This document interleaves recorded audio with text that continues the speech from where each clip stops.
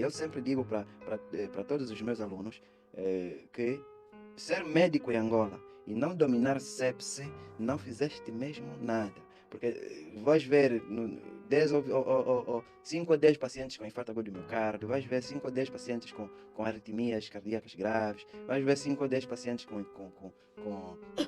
qualquer outra doença, mas vais ver uma porrada, passo o termo, vais ver uma grande, mas grande, um grande número de doentes.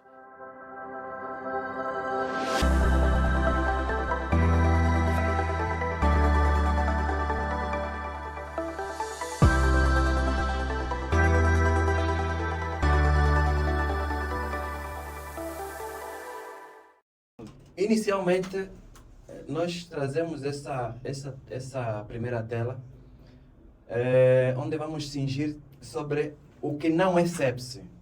Porque aí no dia a dia nós temos muito, urosepse, sepse genital. Não, sepse é aquilo que a doutora Elisa disse. Tem que ter uma infecção que esteja a provocar uma disfunção orgânica. Portanto, essa coisa de tentarmos embelezar o português, urosepsis, sepse dentária, isso não existe. Quando nós falamos em sepsis, já estamos imediatamente a pensar em que há disfunção orgânica envolvida no quadro. Portanto, hoje sepsis já não é febre mais leucocitose, hoje sepsis não é hipotensão assim isolada, fez hipotensão e não está associada à infecção e é uma hipotensão que melhorou rápido, também isso não é sepse. O sepse não é disfunção, não é infecção de corrente sanguínea, portanto, infecção de corrente sanguínea é só um foco infeccioso que tem que estar acompanhado com uma disfunção para se considerar sepse, não é simplesmente infecção. Há quem também confunde infecção por germe de multiresistente, pensando já, isso assim já virou sepse. Não é sepse. Só é sepse se houver infecção que esteja a causar disfunção orgânica. Portanto, essa questão de sepsis é problemática. Por quê? Porque é a doença que mais mata no mundo. Ok? Aqui em Angola, é de longe, a principal causa de morte. Ok? A principal causa de morte em Angola não é nem acidente de trânsito, não é infarto, não é câncer, não é infecções graves. Ok? E aí vamos nos lembrar da nossa velha malária. É uma infecção que na sua forma grave, que é a que mata, portanto, é uma infecção causando disfunções, ok? E aí o paciente está a morrer e os nossos telespectadores, que estão nos a acompanhar, portanto, sabem muito bem, os caros colegas, que a malária é das principais causas de morte aqui. E a malária que mata é sepse. Exatamente. A malária que mata é sepse, porque é uma infecção que está a provocar disfunção múltipla de órgão até a morte. E dali depois vêm outras causas de outras infecções que vão para a sepse. Pneumonias, portanto, as infecções respiratórias vêm logo a seguir. São, na literatura global, a principal causa de sepsis são as infecções respiratórias, depois vêm as infecções intraabdominais, as infecções urinárias, infecções de partes moles, as nossas famosas talas, né? As infecções de partes moles, que temos aí as miosites, as celulites, as piomiosites, as fasciites, necrotizantes ou não. Portanto, tudo isso no nosso dia a dia, quando se junta mais com essa questão mítica de tala, não tala, as pessoas primeiro vão dar voltas e quando o paciente já não urina, já não fala, porque está com disfunção renal, disfunção neurológica e por aí fora, todas as disfunções, aquelas que a doutora Elisa já falou, é quando um primo, um tio resolve tirar essa pessoa do bairro onde estava, fazer tratamento inadequado, caseiro, e quando chega ao hospital, tanto é tarde uma hora. Pronto, Por esses motivos, assim, a guisa de introdução, por esses motivos, todos já estamos lembrados que aqui em Angola, o que mais nos mata é sepse. E eu sempre digo para todos os meus alunos que ser médico em Angola e não dominar sepse, não fizeste mesmo nada. Porque vais ver 10 ou 5 ou 10 pacientes com infarto agudo do miocárdio, vais ver 5 ou 10 pacientes com arritmias cardíacas graves, vais ver 5 ou 10 pacientes com qualquer outra doença, mas vais ver uma porrada, passo o termo, vais ver uma grande, um grande número de doentes com sepse. Exatamente. E acho que uma das coisas que é importante aqui nós acentuamos é realmente conseguimos identificar o paciente a entrar à urgência quando estamos perante uma infecção, quando estamos perante a sepsis e quando estamos perante o choque séptico. Exatamente. E principalmente, penso, eu tive essa dificuldade como recém-formada na identificação de sepsis e choque séptico. Não é?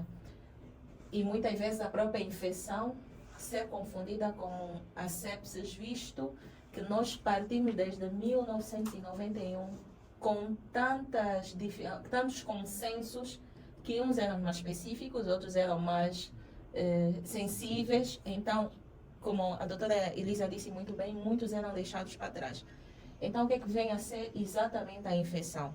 Doença causada por micro-organismos sem disfunção orgânica. Exatamente. Aqui a chave é a disfunção orgânica. Paciente que entra ao banco de urgência, por exemplo, com uma amigdalite, ainda que tenha uma leucocitose em 20 mil, paciente não tem nenhuma disfunção orgânica, é infecção.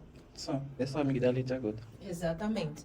Sepsis vai ser a infecção, mas a disfunção orgânica.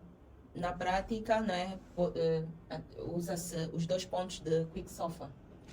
Bom, aqui é importante dizer alguma coisa que é a seguinte. Nós temos que, para todos os doentes que nos apresentam com um quadro que nos lembra a infecção, e normalmente o paciente que vem com um quadro que nos lembra a infecção é aquele paciente que vem com um quadro febril, se a infecção for respiratória vai ter tosse, se a infecção for abdominal vai ter dor abdominal com diarreia, uma gastroenterite, com aqueles produtos patológicos nas fezes. É um paciente que vem com disúria e portanto, dor lombar, se for uma infecção mais a nível do trato urinário. Mas todos eles vão ter calafrios, ou quadro febril, ou sensação febril. Portanto, se eu já tenho um quadro que, ao que tudo indica na anamnese e exame físico, ao que tudo indica, me parece que é um quadro infeccioso, então eu tenho obrigatoriamente que descartar que este quadro infeccioso já esteja a provocar alguma disfunção. Então eu tenho que conhecer os marcadores de disfunção. E eu tenho que me lembrar rapidamente da função neurológica. Pronto. Como é que faço? Tenho que avaliar já com o nosso famoso e antigo Glasgow, a escala de Glasgow, se o paciente responde bem, se está consciente, se está confuso, não está, responde, sabe onde está sonolento, está agitado, está com uma agitação psicomotora. Portanto, se o doente tiver alguma alteração na função neurológica e que não tenha nada prévio que justifica isso, não bateu com a cabeça, não teve trauma, não, ele estava bem e desde ontem que começou a sentir disúria e polaquiúria e sensação febril, hoje vem com quadro de essa confusão mental, já tenho que considerar que ele tem uma disfunção neurológica no contexto de uma infecção urinária. Então, se eu tenho uma infecção urinária a provocar uma disfunção neurológica, eu tenho sepsis. Agora, mas eu tenho que também descartar outras disfunções. Eu tenho que olhar para o respiratório dele. ok? Se eu tenho condições de gasometria, eu tenho que fazer gasometria arterial, que é para ver se tem uma hipoxemia. E aí, mais rapidamente, faço a relação PO2 por FiO2. Para um doente que não está a usar oxigênio suplementar, a FiO2 normal que nós usamos, agora estamos a usar no ar ambiente, é de 21%. Portanto, imagine que na gasometria eu tenha uma PO2 de 70. E dividido 70 por 0,21, portanto, 21%, eu não posso dividir números inteiros, 70 de PO2. Mas calma, vai chegar. Sim. Se eu dividir isto, 70 por 0,21, e esta relação der abaixo de 300, então esse doente também tem disfunção respiratória. E rapidamente eu também tenho que ver se o doente urina ou não urina. Se o doente me disser, olha, de ontem para hoje percebi que estou a urinar pouco. Opa, isso tem que me chamar a atenção por uma oligúria. Então estou provavelmente perante um doente com disfunção renal. E se eu já estou a ver nos olhos dele, ele está ictérico, pronto, já tenho que pensar que esse doente, no quadro renal urinário dele, a infecção urinária dele, esteja já a provocar uma disfunção hepática. Agora, há outros, e se o doente tiver hipotenso, no meu exame físico, o doente está hipotenso, está com aqueles suores frios, está com as extremidades frias, então também tem que estar a pensar que essa infecção aqui já está a me causar uma disfunção circulatória. Portanto, olhando assim, não precisamos muito de exames complementares para aqueles exames, para aquelas disfunções que dá para ver a disfunção sem exames complementares. Portanto, dá para ver. A disfunção renal, basta você algalhar o doente e se em 2 horas ou mais, ou 3 horas, não urinar o suficiente, é oligúria. Se é um doente com uma infecção, já estamos diante de uma disfunção renal. E penso que é isso realmente que veio trazer a atualização de 2021. Pois, então, o que é que aconteceu? Porque onde é que eu quero chamar sua atenção? Em relação ao QuickSOFA. Por que em 2016 falaram em QuickSOFA? A doutora Elisa falou muito bem que os critérios de CIRS eram muito sensíveis, que punham no saco todo mundo, até os que queimou, os que caiu, também entrava não é por aí.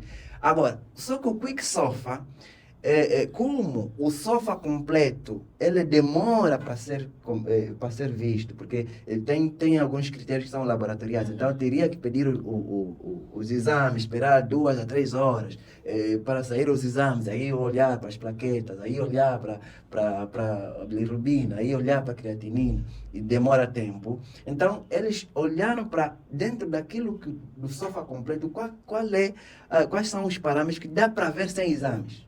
Exatamente. E a outra coisa interessante que veio atualizar é olhar mais para os pacientes com comorbidades, pacientes diabéticos, HIV, enfim.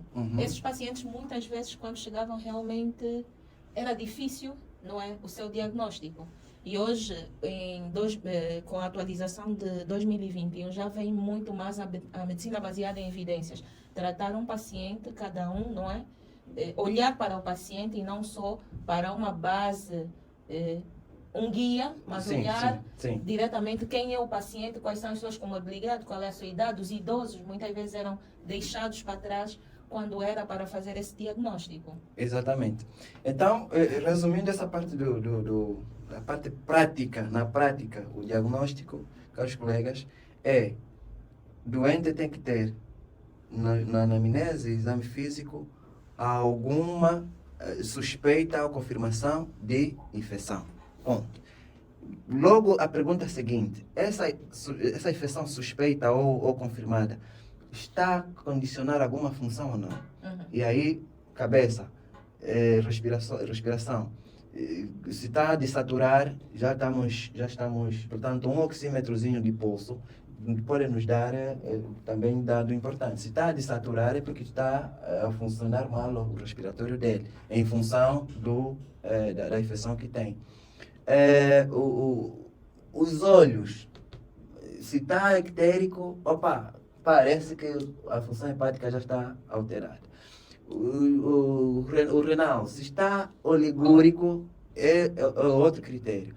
Porque eu não tenho condição de ter creatinina, que é outro critério. Mas basta ele estar oligúrico, porque são dois critérios para a disfunção renal. Basta um deles, você já fecha o diagnóstico. Se está hipotenso, também já fecha o diagnóstico. Não precisas esperar pelo latato. Se tiver, quanto mais dados você tiver, melhor. Mas se não tiver todos os dados, também não diz que tem que ter todos os dados. Basta ter um dos dados naquele parâmetro e já fecha o diagnóstico. Portanto, todos os nossos doentes que vamos atendendo nas urgências, para fazer diagnóstico, temos que nos cingir nisso rápido. É infecção, tem disfunção? É a primeira questão. E então aí, rapidamente, aquilo que já dá para ver, eu já vi. Aquilo que preciso mesmo de exames, eu vou fazer exames. E aí, passo para a doutora Elvia, que ela vai dizer que exames a gente precisa fazer, qual é o racional que temos que pedir esses exames na urgência de forma rápida. Exato. Bom, nós vamos passar um bocadinho, vou falar sim dos exames para isso. Vamos passar um bocadinho com o consenso, que a Elisê falou perfeitamente disso.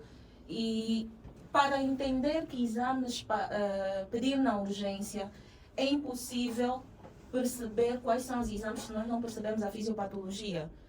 Não percebemos que alterações clínicas eu vou encontrar, porque eu poderia vir aqui com uma lista de exames e dizer que isso aumenta, isso baixa, mas isso não basta, sim. Para realmente saber porquê e o que eu estou a pedir. Então, que alterações clínicas devo esperar na sepsis, não é? Então, nós vimos que com tudo isso que vai acontecer, nós vamos esperar, uma das alterações vai ser a hemodinâmica. Nós falamos que nós vamos ter a liberação, o corpo vai ter a liberação de citocinas pró-inflamatórias. Quais serão essas citocinas? Principalmente a interleucina 1, interleucina 6 até NF-alfa. Para além do ácido nítrico, né? Nítrico. Tudo isso vai aumentar. Com a liberação disso, o que vai acontecer? A vasodilatação. Nós vamos pensar em um balão, não é? Com água, e depois nós enchemos esse balão. É a vasodilatação e a circulação nesse balão. Então vai ter uma resistência vascular periférica diminuída. Por quê? Porque principalmente essas citocinas vão causar inflamação nos vasos periféricos e capilares. Nós sabemos que a resistência vascular periférica, ela faz parte daquele cálculo da fisiologia, para sabemos como é calculada a pressão arterial, que vai ser igual ao débito cardíaco, que é inversamente proporcional à resistência vascular periférica. O que é que vai acontecer com uma resistência vascular periférica? Frequência cardíaca aumenta, não é? Por causa do volume sistólico, aumento da contratilidade cardíaca, porque o coração vai tentar bombear mais para ver se há preenchimento desse volume ou esse espaço que ficou em aberto. Então, aí nós podemos começar a perceber o porquê que nós vamos ter a hipotensão. Nós percebemos uma vasodilatação, diminuição da resistência vascular periférica, inversamente proporcional à pressão arterial, queda da pressão arterial. Então, é a causa da hipotensão. Nisto nós, várias vezes vai-se falando do lactato, não é?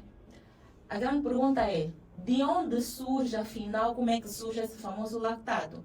Mais uma vez, vamos aqui recordar, nós temos a liberação de citocinas e isso vai levar o quê? A vasodilatação capilar, diminuição da resistência vascular periférica, baixa da pressão arterial, temos a hipotensão. Isso diminui o fluxo sanguíneo periférico. Quando nós temos uma vasodilatação, falamos de diminuição do fluxo sanguíneo periférico, nós estamos a dizer que diminui o oxigênio na periferia, nos tecidos periféricos. Isso também dá uma queda de nutrientes, esses tecidos periféricos diminuem os nutrientes, mas o organismo vai tentando se superar, causando o quê? Um catabolismo, e há um mecanismo anaeróbio por falta de oxigenação.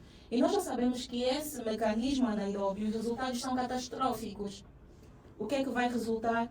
Em 2 ATP e o famoso e temido ácido lático.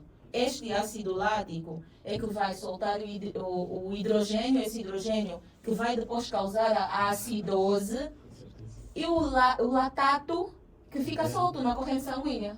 Então, nós vamos ter aqui uma acidose e o corpo, para tentar reduzir esse PCO2, ele vai compensar, não é? Exatamente. Então, temos aí a famosa acidose metabólica com o lactato aumentado.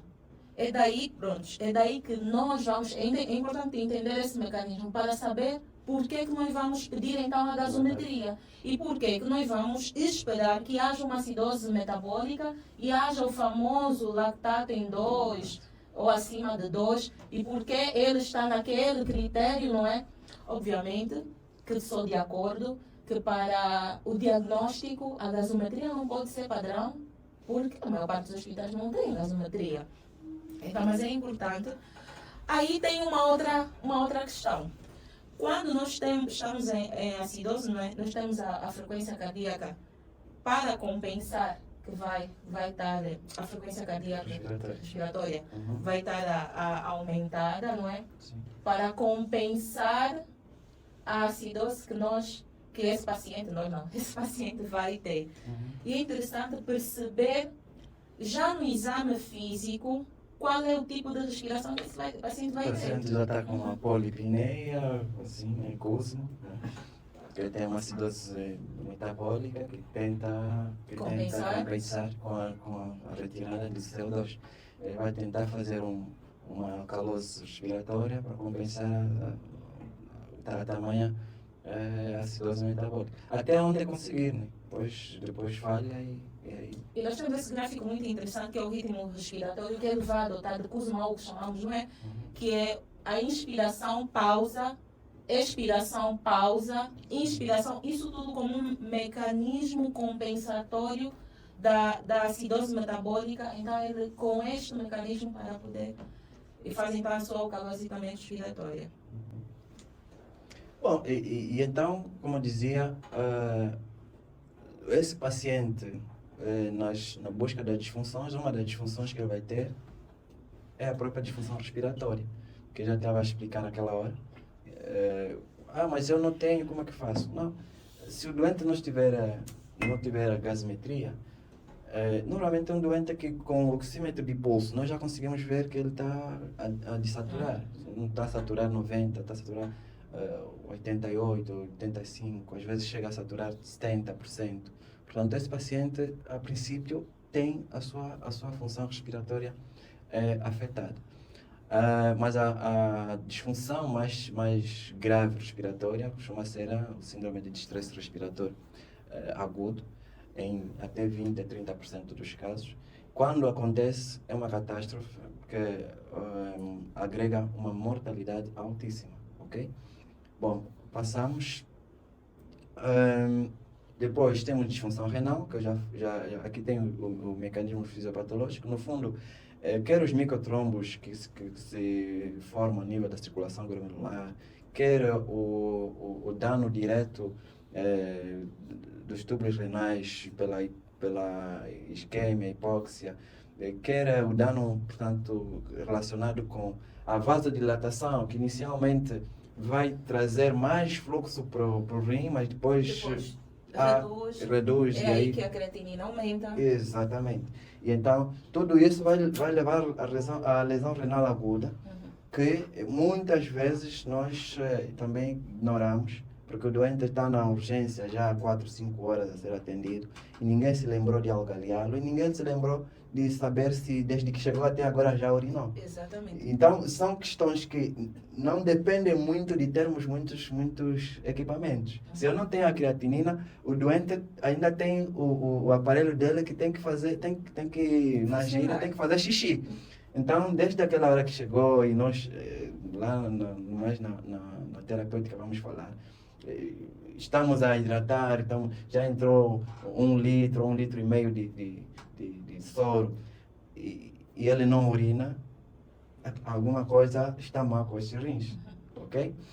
Bom, passando, alterações neurológicas, por quê? Por causa do mesmo mecanismo que a doutora Elisa também já falou, que falar de sepsia é sempre falar de desequilíbrio entre oferta e consumo de oxigênio. Esse paciente não tem boa oferta, boa circulação sanguínea para que o cérebro receba na velocidade certa o oxigênio e principalmente a glicose, que é o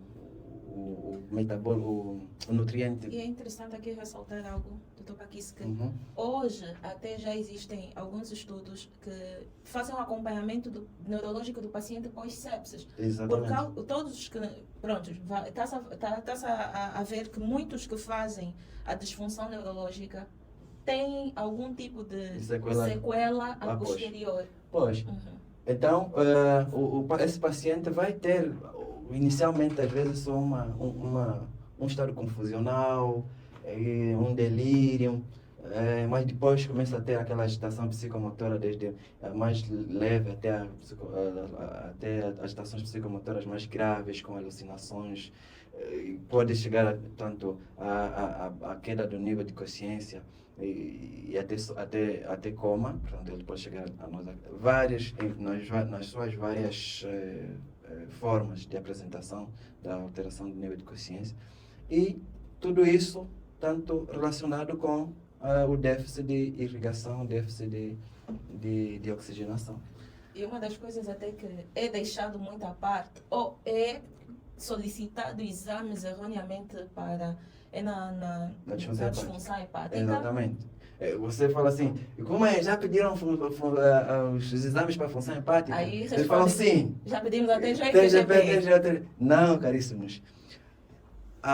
O marcador da função hepática chama-se bilirrubina. Portanto, nós aqui não estamos a suspeitar que o fígado esteja em lise, não estamos em hepatólise, o que acontece nas hepatites. Não, nós estamos diante de um fenômeno em que a irrigação do fígado, a oxigenação das células hepáticas não está a acontecer bem, e essas células hepáticas param de funcionar, elas não se desintegram, elas começam a parar de funcionar. Tanto aquilo que a doutora Elisa falou, tanto da disfunção mitocondrial.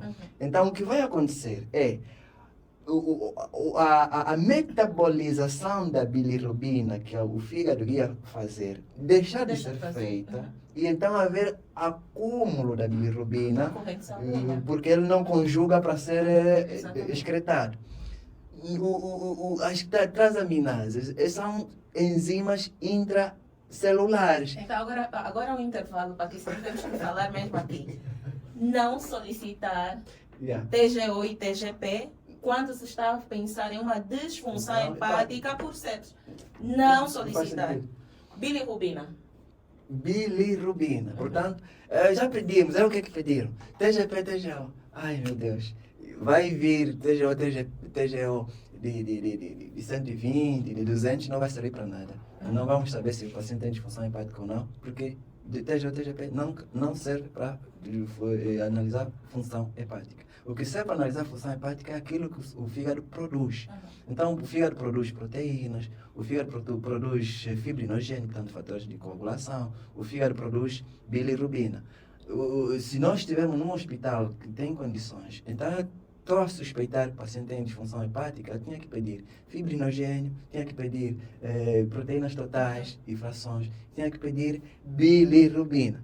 Qual é o exame que normalmente tem no laboratório e quais são desses três? Bilirrubina. Então, se eu pedir fibrinogênio, já estou a pedir demais. Mas esse sim, daria para pedir, porque é aquilo que o fígado funcional produz. E se o fígado está a parar de funcionar, está em disfunção, certamente aquilo que ele produz estará a ser produzido em menos quantidade. Então vai baixar o seu teor no sangue e vamos perceber. Outra coisa que nós temos aqui são as alterações hematológicas, e também aqui é interessante falar sobre a CIVD. Exatamente. Pois, por quê? Porque a doutora Elisa falou muito bem sobre tanto os fenômenos microtrombóticos, e nisso eu muitas vezes tenho um doente que não tem até plaquetas baixas ou muito baixas, mas ele tem uma desregulação a nível da homeostase, a perda de fatores de coagulação, o próprio fígado que deixou de funcionar e então o fibrinogênio não está a ser produzido e a partir daí nós sabemos que o fibrinogênio é dos fatores de coagulação dos mais importantes para fazer funcionar a cascata e começamos a ter o paciente a sangrar. O paciente a sangrar, é transtorno de coagulação. E algumas vezes ele também tem microtrombos e começa a usar algumas áreas com trombose. Portanto, CIVD sempre ou quase sempre vai ter nesse paciente nas suas fases mais críticas. E nessa altura nós vamos ter o aumento do TTPA, aumento do TP, É assim mesmo. a diminuição das plaquetas, Assim diminuição do fibrinogênio e se primeiro aumentar nos casos mais graves, por causa dos microtrombos e nos casos mais graves. Exatamente. Bom, a realidade é que tudo isso é muito bonito no papel, mas que também, qual é o exame que nós efetivamente vamos ter acesso mais rapidamente? Plaquetas. Hemograma e já olhar para a plaqueta. É isso. Tanto, acho que o diapositivo a seguir, aqui ainda fala dos nossos velhos critérios de CIRS, mas isso a doutora Elisa falou sobejamente. Aqui o Quick Sofa também a doutora Elisa falou sobejamente. Só dizer que ele é um bom critério para ver os doentes graves, mas tem muito baixa sensibilidade. Portanto, ele deixa de fora muita gente com sepse que ainda não desenvolveram alterações nos 3 sistemas que ele analisa. Portanto, é por isso que em 2021 a campanha Sobrevivendo à Sepse já coloca um ponto de interrogação no uso isolado do Quick Sofa para a triagem dos pacientes. Aqui, portanto... É o que fazer na prática, realmente. De tudo isso, toda essa informação, SOFA, CIRS... Isso. Então, eu acho que já deu para perceber aquilo que eu falei. A doutora Elvia, tanto sabiamente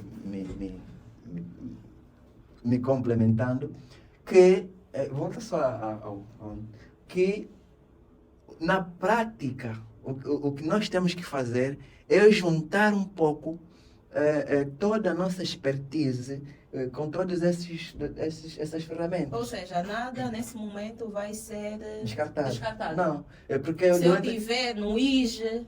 Mesmo na Bélgica, caros colegas, mesmo na Bélgica, mesmo lá em França, em Paris, mesmo lá nos Estados Unidos da América, o doente deles que chega com tosse e dor ventilatório dependente, e tosse produtiva há 3 dias, e está febril, já está aí febril, é um marcador do CIRS, não é verdade? E está taquicárdico. Isso ainda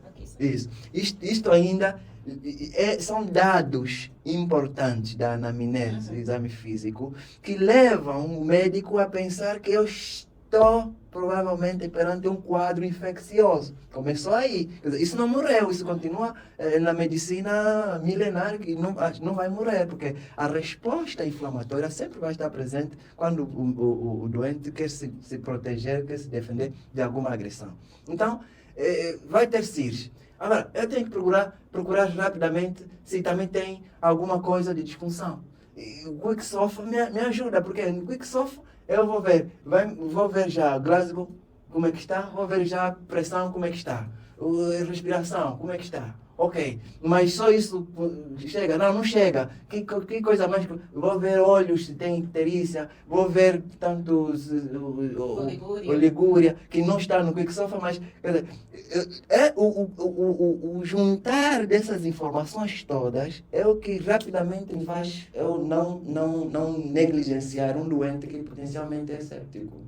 Portanto, isto, no fundo, hoje, o que a Survive Sepsis Campaign nos recomenda nas suas últimas recomendações de 2021 é usar um pouco todos e não um isoladamente. É combinado. Portanto, falamos bastante de disfunções. Aqui é só para sumarizar rapidamente aquelas que são as principais e aquelas que obrigatoriamente todo o teu paciente com quadro infeccioso tens que buscar. Portanto, disfunção respiratória, já disse lá atrás que era fazer essa relação PaO2 por FiO2. Isto pressupõe que o paciente tem que ter gasometria arterial, porque a PaO2 eu vou ter que ter na gasometria. Disfunção hematológica. Basta ter o hemograma e olhar para as plaquetas. Se tiver plaquetas abaixo de 100 mil, e esse paciente com quadro infeccioso é sepse, portanto, isso é disfunção hematológica. Disfunção neurológica, já cansamos de falar, basta ter o Glasgow abaixo de 15 pontos. Disfunção hepática, basta ter bilirrubina. Portanto, podíamos pôr também ali fibrinogênio, podíamos pôr também ali proteínas totais e frações, porque são aquelas coisas que na função plena do fígado ele produz essas coisas. Quando ele começa a ter prejuízo da sua função, ele vai produzir mal essas coisas. Mas o que é mais frequente que nós temos no nosso laboratório disponível é a bilirrubina. Portanto, é esta que está padronizada mundialmente como o marcador de função hepática, bilirrubina. Disfunção cardiovascular, hipertensão, podíamos olhar aqui na tal de lactato, mas quais são os outros marcadores de perfusão que nós conhecemos? Extremidades frias, que hoje as pessoas, os médicos, muita maquinaria e tocam um pouco nos doentes. Tem que tocar nos doentes, nas extremidades, e sentir que as extremidades estão frias, e fazer o nosso antigo teste de preenchimento capilar e contar segundos. Se estiver acima de 3 segundos, esse preenchimento capilar está lentificado. Então, está lentificado é porque a circulação está comprometida. Portanto, aqui não precisa lactato. Se está hipotenso, está frio e está com preenchimento capilar lentificado, ele tem disfunção circulatória. Ponto. Agora, disfunção renal, também já cansei de falar. Tem 2 critérios. Tem o critério da creatinina, mas se você está no hospital que não vai ter creatinina, tem o critério da oligúria. Se está no hospital que dá para ter tudo, faz as 2 coisas. O que acontece? Nosso doente chega na SO e está lá, 6 horas depois a gente vai lá ver, ninguém avaliou ele, ninguém perguntou se ele urinou. Pronto, estamos a perder dados importantes para fazermos o diagnóstico, ok? Portanto, isto aqui, este aqui tem que ser visto. Este quadro tem que ficar assim gravado, porque quando o meu doente chega, eu tenho que lembrar disso, e cada uma dessas coisas diz qual é o exame que tem que solicitar obrigatoriamente. Exatamente. Bom, e então depois tem, eu já defini que o meu doente tem um quadro infeccioso, seja lá uma pneumonia, seja ele uma fasciite, uma ferida infectada, né? Um abscesso, seja ele uma gastroenterite. Já defini que ele tem um quadro infeccioso. E já vi que ele está também ictérico. Exatamente. E já vi que ele também está hipotenso. E a grande pergunta é aquela que fizemos no início. Depois de refletirmos, não é? Nessas alterações todas que o paciente tem, afinal, quais são os exames que vamos pedir na urgência? Exatamente. Porque é que faz sentido pedir na urgência? Ótimo. Então, tem um pacote que nós temos que cumprir na primeira hora. Na primeira hora da avaliação do meu doente, eu tenho que fazer essas coisas. Portanto, se eu estou no hospital que dá gasometria arterial com lactato, hemograma, creatinina, bilirrubina, ok? Veja que são todos aqueles exames que me respondem aquelas perguntas anteriores, para ver disfunções. Tenho que aproveitar já, colher um par de hemocultura. E aqui é importante referir isso. Não, são 2 paquês. Não, de cada lado. Não. Então, 2 pares. Isso, 2 pares. 2 pares de hemocultura. Aqui é importante que eu vejo isso a falhar em quase todos os hospitais. Algumas vezes porque não temos frascos suficientes, outras vezes porque não se quer. Mas é assim, a literatura recomenda que sejam 2 pares. Por que 2 pares? Porque um dos frascos é para pesquisa de germes anaeróbios. E outro frasco é para pesquisa de germes aeróbios. E por quê? Ok. Então, se eu tiro sangue aqui no sangradouro direito, ok? 8 a 10 mililitros. Ponho 5 num dos frascos, 5 no outro frasco. Portanto, aqui eu tenho o par do lado direito. Do meu lado direito. Agora, eu tenho que ter o par do meu lado esquerdo, em sítios diferentes. O par do meu lado esquerdo, que também vão tirar 8 a 10 mililitros de sangue e vão pôr 5 no frasco de anaeróbios, 5 no frasco de aeróbios. Por quê? Porque quando forem processar, imagina que cresceu só no par direito, uma Klebsiella, ou um estafilococo epidermidis. Aqui no par esquerdo não cresceu. Isso chama-se colonização ou contaminação. E a outra coisa também que é importante referir é que, tirando os pares nos dois lados, aumenta a probabilidade de nós, se o positivar. Porque 60% a 70% Isso. de pacientes que fazem hemocultura dão negativos. Exatamente. Dão negativos, mesmo muitas vezes sendo positivos. Yeah. É claro que muitas vezes tem aquela situação do antibiótico, ou não antes ou depois, mas isso é uma emergência. Mas mesmo aqueles que são colhidos antes da antibiótico-terapia, apenas 25% a 30% é que positiva. Yeah. Exatamente. Portanto, caros colegas, quando vão indicar hemocultura, tem que ser 2 pares em sítios diferentes. É assim que tem que ser. Porque quando temos só um par, depois complica a interpretação. E várias vezes nós vamos interpretar as contaminações como sendo infecção. Portanto, não é. E aí, depois vem o ponto 2. O ponto 3. Já falamos dos exames todos para descartar as disfunções. E já falamos da colheita de hemocultura, mas também, se eu estou a suspeitar que a infecção é pulmonar, eu também vou ter que colher produtos da via respiratória, seja a secreção traqueal, seja a secreção escarro, alguma coisa, para também culturar e ver. Se eu estou a suspeitar que a infecção é urinária, tenho que fazer urocultura. Se eu estou a suspeitar que a infecção é uma piomiosite, tenho que colher exame, portanto, produto dessa lesão para ir fazer, portanto, além da hemocultura. Referir também os pacientes internados, principalmente os pacientes dialíticos, que quando nós não encontramos um foco séptico, o que é que nós vamos pensar assim rapidamente no paciente dialítico? Infecção de corrente sanguínea ou do catéter. Do catéter. Então nós temos que também tirar o catéter para podermos fazer a cultura. A cultura da ponta de catéter. Exato. Exatamente. Bom, e paramos aonde? Não, ainda na primeira hora, para além desses exames solicitados, agora temos que fazer já a expansão volêmica, ok? Então, vamos aqui fazer as questões. O primeiro caso é a paciente Celina, de 29 anos, ela é bancária, com uma história de doença atual, disúria com dor lombar à esquerda há 2 dias. Piora com febre de 39,5 hoje. Nega comorbilidades, nega internamento recente ao exame físico. Ela tem um peso de 62 kg, regular estado geral, frequência cardíaca em 122 batimentos por minuto, uma frequência respiratória de 30, uma pressão arterial em 120/70 milímetros de mercúrio, pulso cheio e o sinal Giordano positivo. O que é que temos e o que é que vamos fazer? Exatamente. Qual a primeira conduta a ter após o exame físico da paciente Celina? Será que vamos colher exames laboratoriais, hemocultura, urocultura? Será que vamos iniciar a antibioterapia? Será que vamos fazer uma expansão volêmica com cristalóide? Uma tomografia de abdômen com contraste? Daquilo tudo que foi dito cá, não é? Nós gostaríamos de ter a resposta, assim, muito rapidamente. Vamos dar, penso que... 30 segundos? É muito. Acho que 10, 15 segundos é o suficiente. E pedimos o apoio, então, da equipe técnica para nos dizer o que as pessoas estão a responder. Linha A, B, C ou D. Apesar daí não estar em linhas, nós vamos perceber.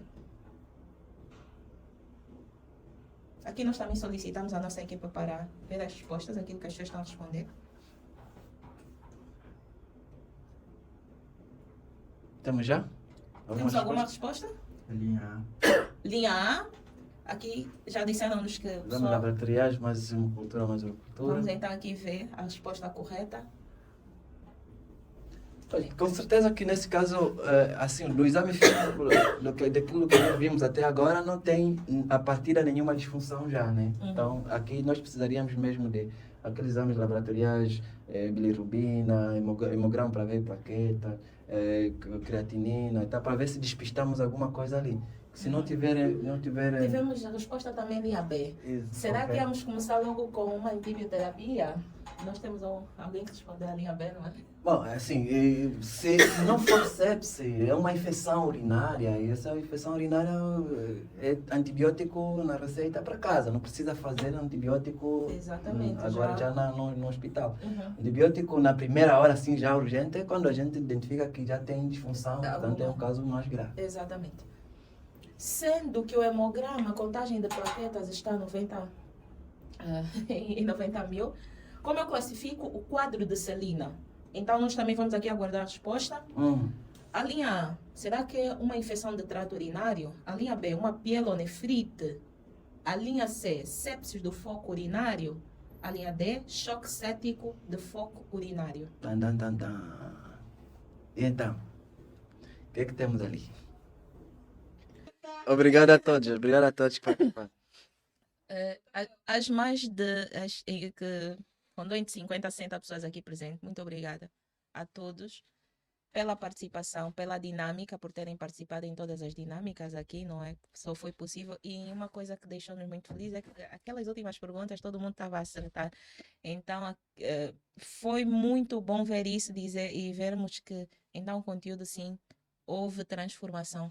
Que eu penso que é aquilo que se quer trazer aqui, quando a doutora Elisa se propôs em falar de diálogo científico, é porque quis causar uma transformação. Então, acho que é sobre isso e nós conseguimos aqui ver quando o doutor nos diz que hoje vê a sepsis de uma maneira diferente, a abordagem vai ser mais fácil.